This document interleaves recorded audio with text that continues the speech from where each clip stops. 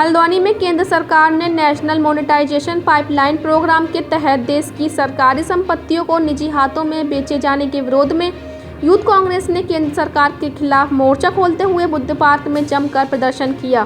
साथ ही प्रधानमंत्री नरेंद्र मोदी के खिलाफ नारेबाजी भी की।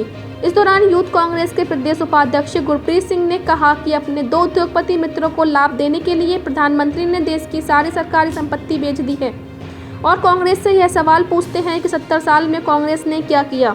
उन्होंने कहा कि केंद्र सरकार ने देश की 6 लाख करोड़ की सरकारी संपत्ति को चुनिंदा उद्योगपतियों के हवाले कर दिया है। देश में लगातार बेरोजगारी बढ़ती जा रही है। महंगाई को कम करने की बजाय केंद्र सरकार कांग्रेस सरकार के समय जोड़ी गई सरकारी संपत्तियों को अपने उद्योगपति मित्रों के हवाले करने में लगी हुई है।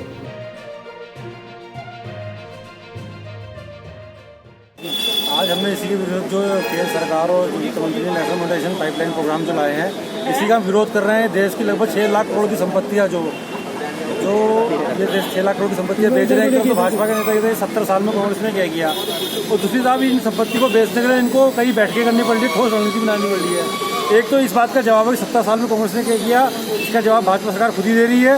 और दूसरा जो हम आज विरोध कर रहे हैं कि धीरे धीरे विकास कार्य तो इनसे कुछ किए नहीं जा रहे। देश की संपत्ति को जो बेचने का काम कर रही है, युवा कांग्रेस का विरोध करती है।